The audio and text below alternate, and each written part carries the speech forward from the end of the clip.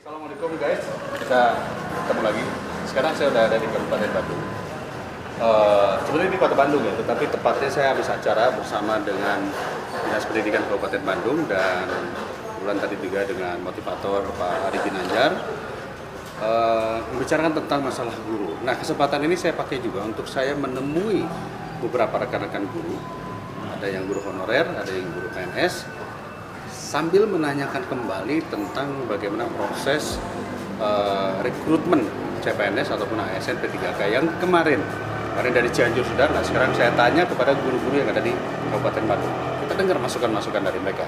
Sehingga buat kalian para guru tidak harus menyerbu melalui DM saya, Instagram ataupun juga di YouTube ngomongin terus tentang perjuangan, karena saya tetap bergerak dan saya terus menemui para guru, mendengarkan masukan-masukan yang kurang lebih sama lah masalah-masalah kita ada. Oke, yuk kita temui mereka sekarang. Silakan keluarkan unek-unek Bapak dan Ibu yang sudah lulus juga silakan, yang belum lulus juga silakan sampaikan kepada saya sehingga saya tahu permasalahan-permasalahan yang ada seperti apa. Ini masukan mungkin dari PGRI, saya meminta untuk seleksi P3K formasi yang paling utama ya, formasi, sebab sekarang banyak sekolah yang tidak mempunyai formasi untuk P3K gitu. Banyaknya sepertinya contohnya di Soreang kemarin untuk olahraga hanya 7 sekolah yang ada formasi. Guru olahraga? Ya, hanya 7 sekolah yang ada formasinya. Terus SD guru untuk guru kelasnya kalau tidak salah ada kurang lebih 10 ya. 10 itu. Dari satu kecamatan. Ya, untuk formasi SD yang ada formasi untuk guru P3K-nya itu ya, dari SD-nya. Nah, akhirnya banyak guru-guru honor yang mendaftar itu bukan di tempat, tapi menyebar. Ya, sebab melihat SD yang ada formasinya itu. Jadi itu mungkin untuk selanjutnya mungkin saya mengharap tolong untuk ini hanya masukan mungkin yang kemarin tidak ada formasi, mungkin saya mengharap sekarang ada formasinya untuk SD-SD yang ada di khususnya Kecamatan Soreang, umumnya Kabupaten Bandung itu Pak. Nah, itu supaya yang mendaftar mungkin tidak akan pergi kemana gitu, di sana aja mungkin untuk itunya. Sebab banyak sekarang kekurangan guru. Alangkah lebih baiknya jika di SD yang saya sekarang mengabdi ada formasinya. Baik. Oke, ada tambahan afirmasi lain? Ada yang mau menyampaikan?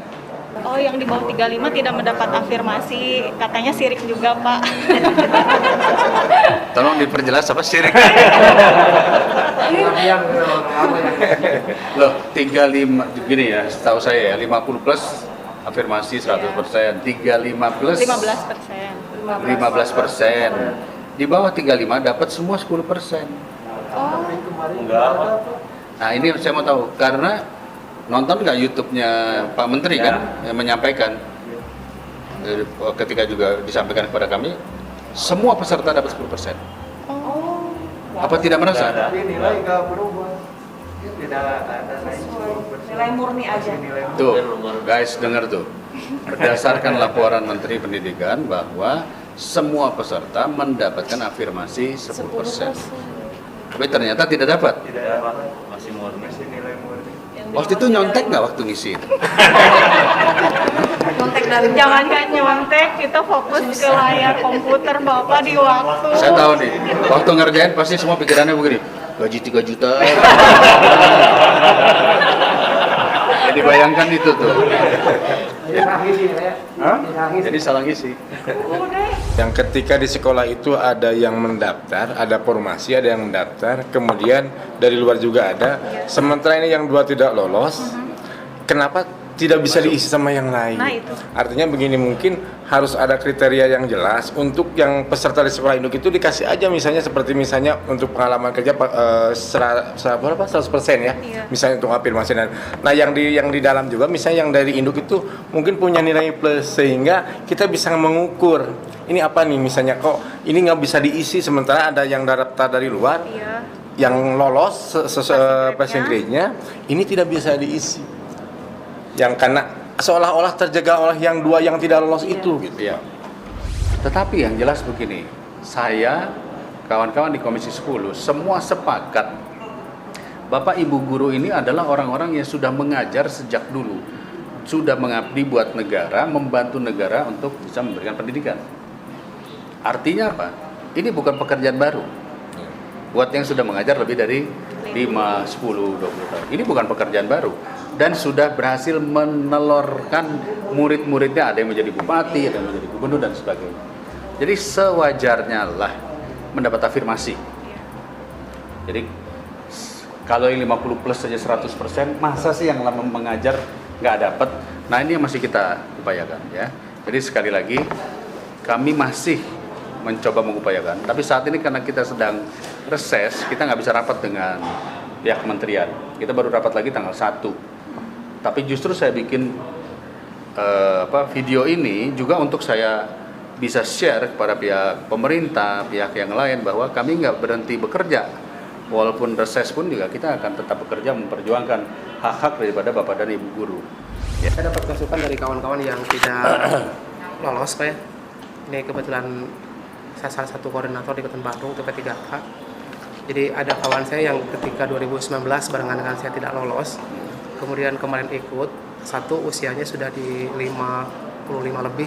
Oh, udah 100 dong Ya. persen dong dapat. Kemudian di sertifikasi sudah dapat. Hanya ketika kemarin ikut daftar di sekolah yang bersangkutan, formasinya cuma satu. Nah sementara di situ. Tunggu sebentar, saya potong. Mungkin nggak sih sekolah formasinya satu? Boleh Pak? Iya, Pak. Iya. Logika aja. Iya. Logika aja di Dapodik. Padahal di sekolah itu guru PNS itu cuma 2. Nah, kan kita tahu semua sekolah kekurangan guru, ASN. Ini Iya. Kok hanya satu gitu? Makanya saya nggak masuk akal. ya itu Kak. Makanya pas kemarin yang honornya lebih duluan, dia tidak masuk. Sementara yang honornya belakangan, kemudian usianya juga lihat, masa kerjanya pun duluan yang barengan dengan saya tidak masuk. Nah sekarang dia bertanya, kalau tadi yang disampaikan oleh Kanada bahwa yang didahulukan itu yang usia 50-an gitu kan, itu pasti sudah lolos. Ternyata pada kenyataannya tidak. Loh, kenapa? Tidak lolos.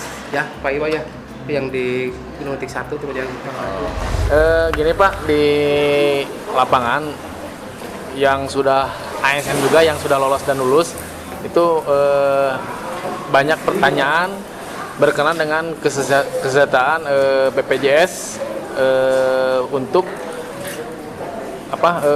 yang sudah kan ada teman usianya sudah mau pensiun untuk pensiun dan tidak akan mendapat kepensiun gitu. Nah, bagaimana pengajuan ke pemerintah berkenaan dengan BPJS Ketenagakerjaan gitu Pak? Dulu honor berapa? Berapa? 500.000 per bulan. per bulan. Kang Dean? 350 Pak. Kang Dean berapa? 350. Per bulan. Per bulan. Sekarang berapa? 3.500.000. Kan naik 10 kali lipat. Jadi bisa dong membayar jaminan sosial sendiri. Bisa kan? Dibanding ngerokok sehari habis 100.000, mendingan jaminan sosial kita membayar katakanlah sebulan 100.000, tapi ada nanti jaminan hari tua dan sebagainya. Jadi memang prosesnya panjang ya, prosesnya panjang. Kita masih berjuang, dukung terus perjuangan kawan-kawan ini ya. Jadi saya ingin ada mestinya sebelum gelombang kedua pemerintah mensosialisasikan kembali metode penghitungan, tata cara penghitungan, pertanyaan-pertanyaan Bapak dan Ibu yang tadi yang X, yang P, yang ini, yang itu disosialisasikan kembali sehingga tidak ada yang namanya nanti iri, sirik. Jadi kalau dia gagal, dia tahu, oh ya saya gagal karena saya mungkin kurang belajar, ya kan? Jadi saya akan mintakan supaya ada sosialisasi kembali untuk klaster atau gelombang kedua maupun gelombang ketiga. Jadi kita udah dengerin masukan-masukan. Kelihatannya dari guru-guru yang ada di wilayah Kabupaten Bandung ini tidak terlalu banyak permasalahan yang dimunculkan, tetapi ada juga. Tapi yang jelas saya sudah bisa mengklaster lah masalah A, B, C, D seperti apa ya, dan itu nanti kebijakan apa yang harus diambil. Nah, ini bagian daripada serap aspirasi itu sebetulnya ya seperti ini.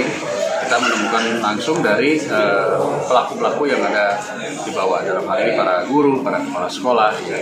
Dan saya ucapkan selamat buat yang sudah lolos dan lulus, ya, karena berarti ada perubahan pada nasibnya nanti, terutama dari sisi kesejahteraan. Tapi catatannya buat yang lolos dan lulus yang sudah nanti akan mendapatkan perubahan kesejahteraan, berikutnya adalah peningkatan kapasitas, peningkatan skill, sehingga kita tidak di situ-situ saja. Jadi harus disiapkan waktu. Buat yang belum lolos dan lulus, ya berdoa banyak-banyak. Puasa 7 hari 7 malam. Ya. Pokoknya berdoa terus ya. Oke, guys, thank you. Mohon doanya.